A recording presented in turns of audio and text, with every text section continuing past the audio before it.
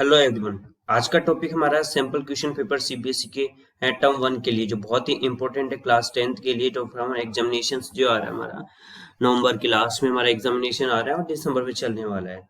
तो अभी हम लोग स्टैंडर्ड मैथमेटिक्स का पेपर सोल्व करेंगे, उसके बाद में बेसिक का सोल्व करेंगे, उसके बाद में एमसीक्यू सीरीज चलेगी। तो इससे कि आपको एक अलग से प्लेलिस्ट मिल जाएगी जिसमें आप गए हैं।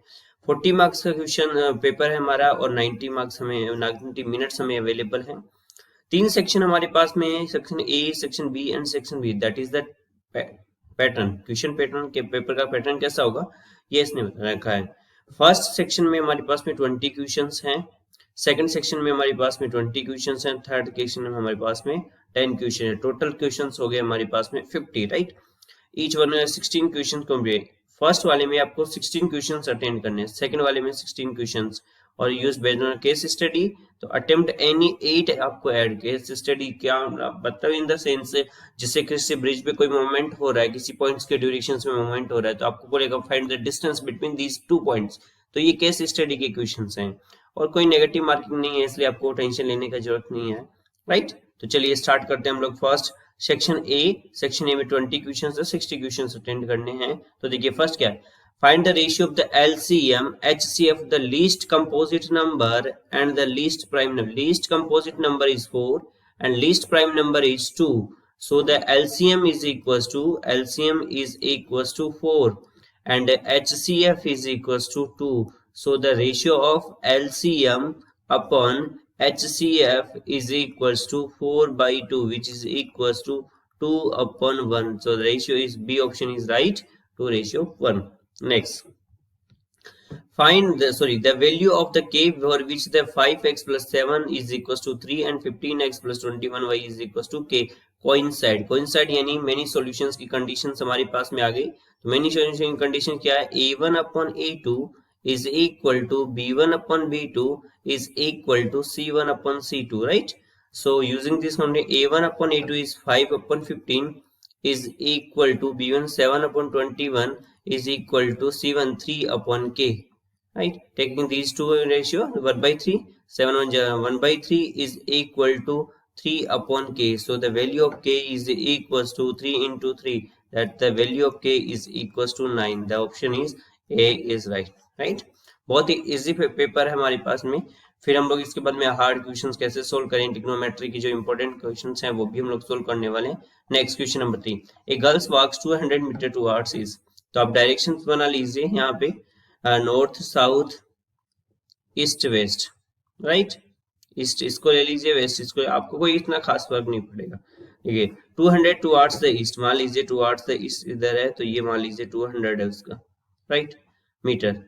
And then towards north direction में मान लीजिए ये इधर north 150। Find the distance from the starting point, आपको ये कैलकुलेट करना है। तो अब आपको पता चल गया ये क्या बन गया, right angle triangle. Right angle triangle में हाइपोटेनस कैलकुलेट करना, तो पाइथागोरस यूज करेंगे, P square is equal to H square is equal to P square plus B square. Perpendicular is 150 square plus base is equal to 200 square. 150 square is 225 और 00 plus is 400 और 00. This will equal to 62500. That is the h is square is equals to 62500. Then h is equals to square root of 62500. 62525 and 100 is 10. 250 is answer. So option B right. Clear? The length of the diagonals of numbers are 24 centimeter and 32 centimeter. Find the, सबसे पहले हम लोग क्या करेंगे, area calculate करेंगे। Area of rhombus is equals to 1/2 d1 into d2, diagonal दोनों का सम। 1/2 d1 is 24 and d2 is 32. So this will cancel out from 12 times, 12 2 is 24, 384, right? ये हमारे पास में आ गया सेंटीमीटर स्क्वायर। अब सेकंड थिंग्स में हम क्या कैलकुलेट करेंगे, हम कैलकुलेट करने वाले हैं इसकी साइड। तो side square is equal to होता है half of d1 square plus half of d2 square, क्योंकि राइट एंगल ट्राइंगल बनता है तो इसलिए। तो हाफ कितना हो गया, 12 के square plus 16 square. 12 square is equal to 144 plus 256, right. 0 400 हमारा आंसर आ गया।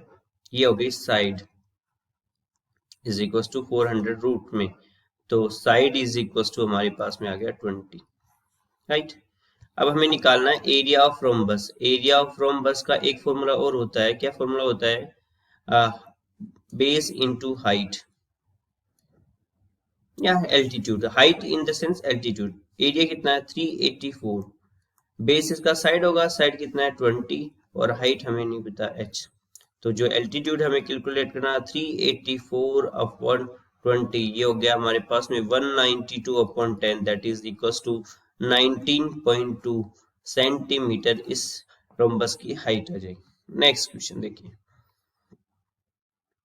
नेक्स्ट क्वेश्चन प्रोबेबिलिटी से, two fair coins are tossed, what is the probability. दो कॉइन को हमने टॉस किया, तो सबसे पहले सैंपल स्पेस में बना लेते हैं। दो कॉइन को टॉस के दोनों हेड आ सकते हैं या दोनों टेल आ सकते हैं। First condition complete. Second condition, पहला हेड दूसरा टेल और दूसरा टेल पहला हेड। क्लियर? ये चार हमारे पास सैंपल स्पेस बन गए। Most head, most one head, इसका मतलब है 0 हेड वाला काउंट है, 1 हेड वाला काउंट है। अब 0 हेड 1 हेड तो क्या हो गया हमारे पास में फेवरेबल आउटकम्स। देखिए फेवरेबल आउटकम्स हो गए हेड टेल, टेल हेड और टेल टेल, ये हमारे पास में हो गए। कितने हो गए 3, टोटल कितने 4, तो प्रोबेबिलिटी कितनी हो जाएगी 3/4। क्लियर? एट मोस्ट का मतलब है उससे नीचे वाले सारे काउंट, वो और उसके नीचे वाले सारे काउंट करने हैं इस चीज का, तो उसका नीचे 0 भी हो सकता है, 0 हेड वाला भी कंसीडर करेंगे। नेक्स्ट क्वेश्चन देखिए। दोनों ट्राइंगल सिमिलर हैं, triangle ABC similar to triangle PQR if AM and PN are altitude of the triangle ABC and triangle PQR respectively and AB square upon PQ square is equal to 4:1। देखिए similar triangles का जो area होता है, area of similar triangles ABC upon area of similar triangles PQR is equal to side AB upon PQ के whole square is equal to square of altitude यानी AM upon PN के square के भी equal होता है।